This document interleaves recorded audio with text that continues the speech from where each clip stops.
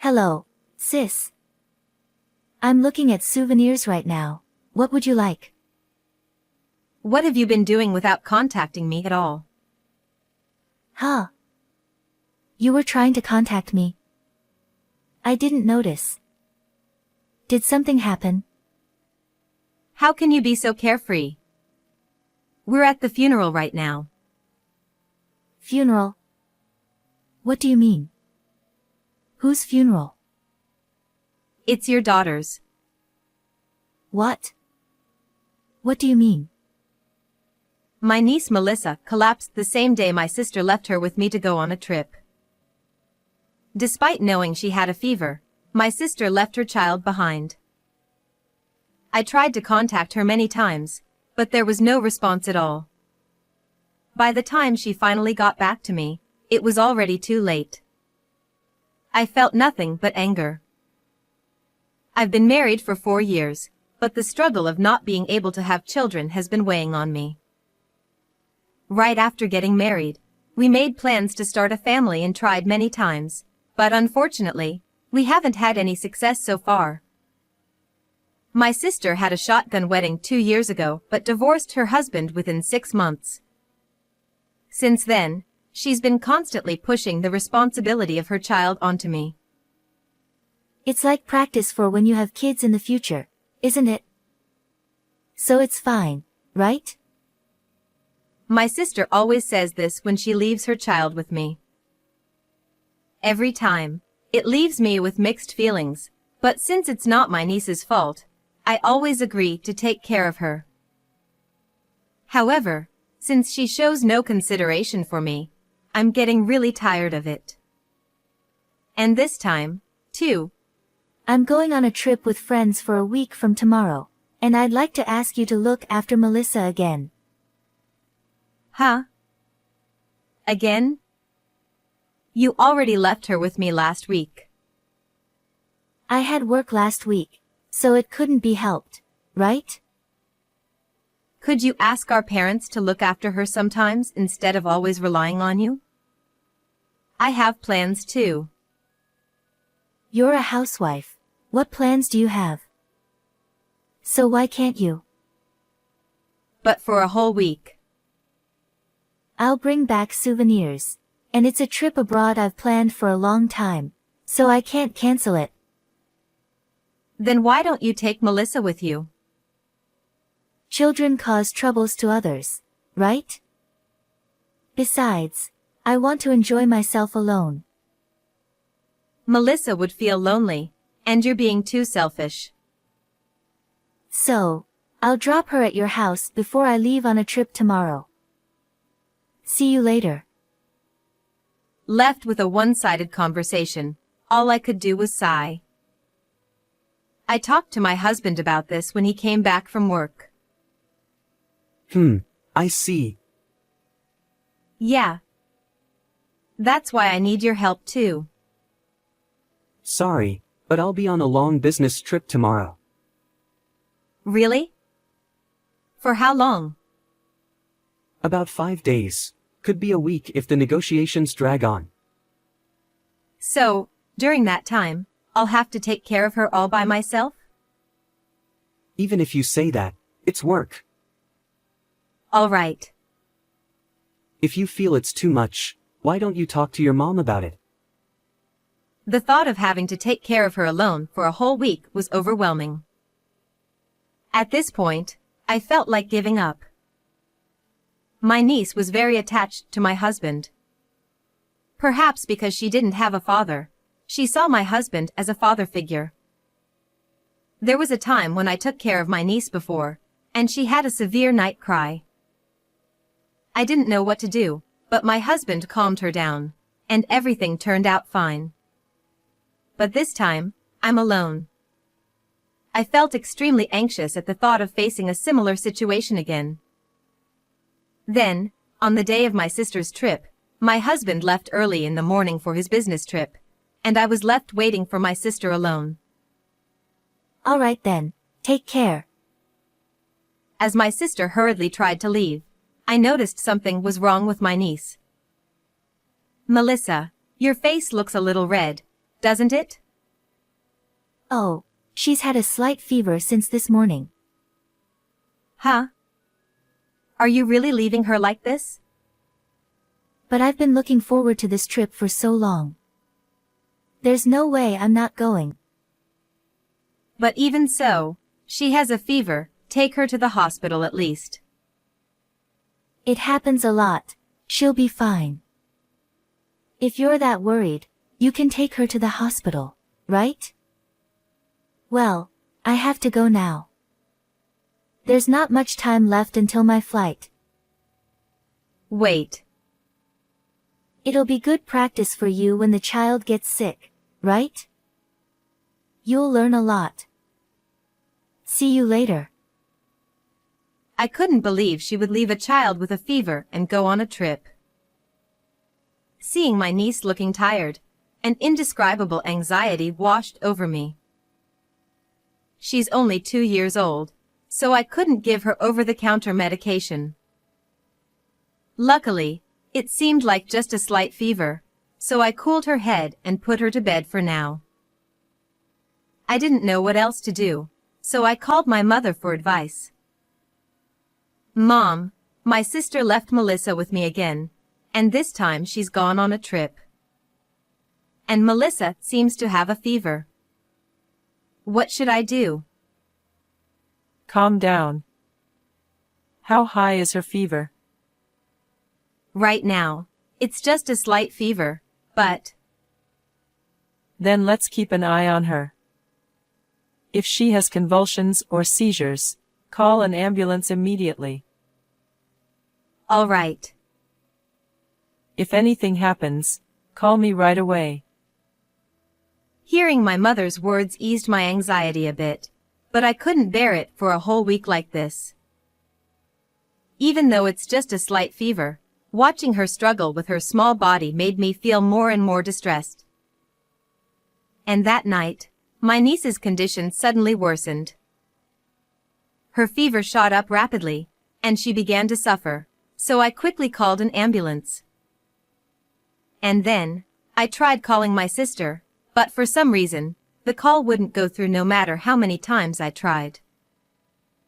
Why isn't it working? Because she's overseas? So, I contacted my husband, but I couldn't reach him either. Perhaps the signal was out of range. All I heard was a heartless announcement. Feeling overwhelmed with anxiety, I contacted my mother, and she came over immediately. Mom, what should I do?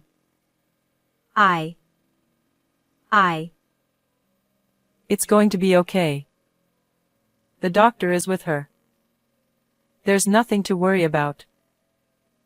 However, despite the efforts of the medical team, her condition deteriorated rapidly. I kept trying to contact my sister every hour, but still couldn't get through. And then, 4 days later. No. It can't be. It's not true. I'm sorry. Melissa passed away. A mere 2-year-old child, unable to see her mother one last time. I didn't know what to do anymore. I just broke down in tears. It's not your fault. There was nothing you could do. I know. But still, why can't we reach her? I know, Mom. I should have asked where she'd stay at least if I knew this would have happened. I was overwhelmed with feelings of regret as I entrusted Melissa's body to the funeral home, despite how heartbreaking it was. With no way to reach my sister or my husband, I couldn't even discuss what to do next. My husband's trip was supposed to end tomorrow, so all I could do was wait for his return. Seeing how worn out I was, my mother kindly suggested I take a rest, and I was finally able to get some decent sleep after 4 days. The next day, I contacted my sister again in the morning, but the result remained the same. And then, my husband, who was supposed to come back, didn't return. worried that his business negotiations might have been extended, I decided to contact his company. However, I was told that my husband hadn't been on a business trip at all, but he had taken a week of paid leave instead. I had a bad feeling. I tried not to dwell on it before, but Melissa was very fond of my husband, and he seemed to get along well with my sister too. My husband often complimented my sister, even in front of me, and she seemed delighted by it. Moreover, whenever my sister left Melissa with us, my husband would come home late, and recently, they even came back together sometimes. Once I started to doubt, more and more questions arose. This time, they left on the same day. They've gone for the same number of days. Is it really just a coincidence? I thought there might be some evidence, so I checked my sister's Instagram. There, I found several photos dated 2 days ago showing her enjoying room service in a hotel room. As I looked closely at the photos, I noticed my husband's reflection in the mirror. I became convinced that they were having an affair. Leaving a sick child behind for a cheating trip. And with her sister's husband. That's absolutely unforgivable. I saved the images and managed to get the divorce papers amidst the preparations for Melissa's funeral. 2 days later, Melissa's funeral was held with only close relatives present. Why isn't she here? Still no word from her? No, not yet. Not being at her child's funeral. What kind of mother does that? Unbelievable. Finally, my sister contacted us while our parents were furious. Hello, sis. I'm at the airport right now, looking at souvenirs. I was thinking of what to get since I'm coming back today. Also, I wanted to thank you for taking care of Melissa. What have you been doing all this time? Just on a trip. I called you many times. Why didn't you answer? Huh. Sorry, I didn't notice.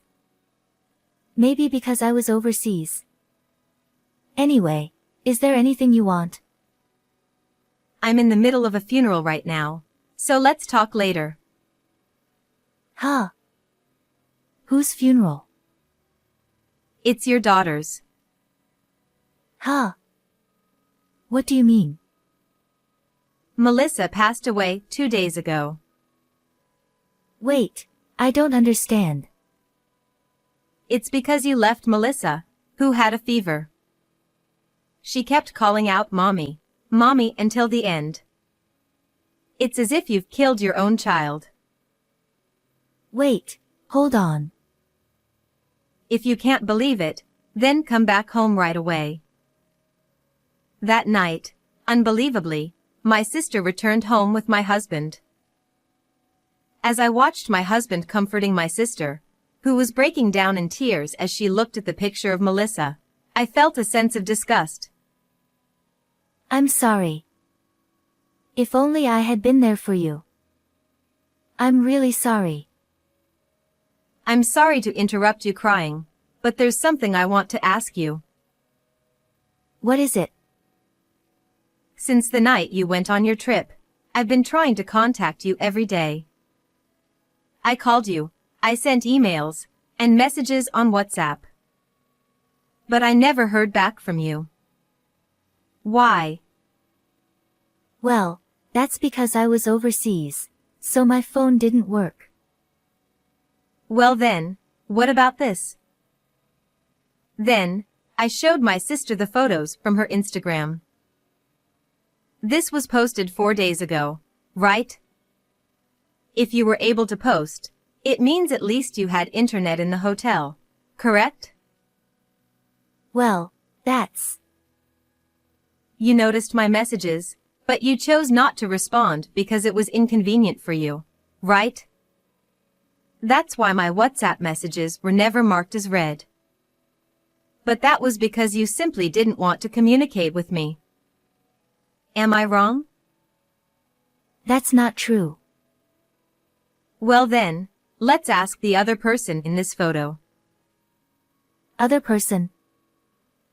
Hey, did you enjoy your trip with my sister? Ha!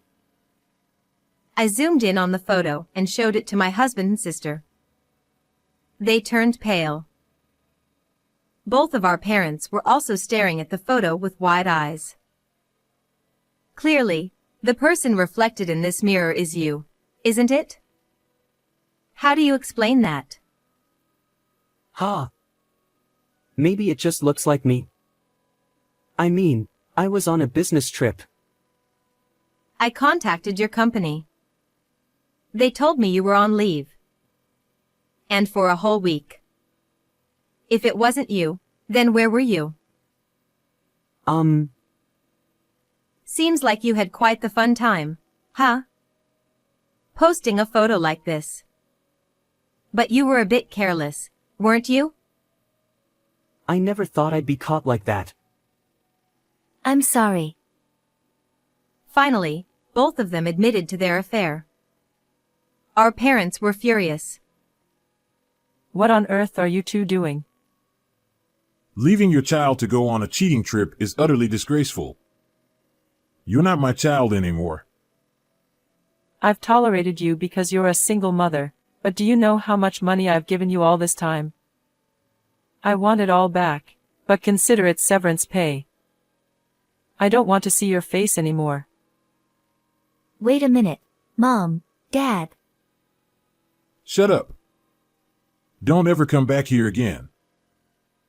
Can't you say something to them? What do you want me to say? It's all your fault. You should spend the rest of your life regretting what you've done. I couldn't forgive my sister for disregarding the life of my child, so I spoke harshly. My sister continued to apologize to Melissa, crying, but Melissa wouldn't come back. And of course, I also couldn't forgive the husband who stood by her all along. You're not off the hook either. What? What do you mean? Here, sign this immediately. We'll discuss alimony through my lawyer, so be prepared. A divorce agreement? Why? Why? Isn't it obvious? I can't believe you cheated with my sister. I don't want to be with someone so disgusting. Wait a minute. I'm sorry. We can work this out if we just talk. Seriously? How can I have a proper conversation with someone who lied about a business trip to go on a cheating trip? Well, that's... From now on, communicate through my lawyer. I submitted the divorce papers to the city office, and both of them agreed to pay me a combined total of $50,000 in alimony. I decided to leave the house and move back to my parents' home. I'm back again. Sorry. What are you saying? You're our only daughter. Don't worry about it. That's right. If it means avoiding being with someone like that, you can stay here as long as you want. I'll be staying here for a while. Thank you. Afterwards, it seems my sister and husband got together, but their values didn't align, and they broke up after about 6 months. My sister ended up working tirelessly day and night to pay off the alimony, and now she lives in a rundown apartment, barely making ends meet. As for my husband, he worked at the company for a while, but his affair was exposed, making it uncomfortable for him to stay. After repaying the alimony, I don't know where he went. Well, it really doesn't matter to me anymore. I'm living a leisurely life without anyone pushing anything onto me. I've been planning a trip with my parents, and I'm glad I finally felt a sense of freedom after a long time. Although I'm happy to be single for a while, I still want children, so I hope to find a wonderful partner someday.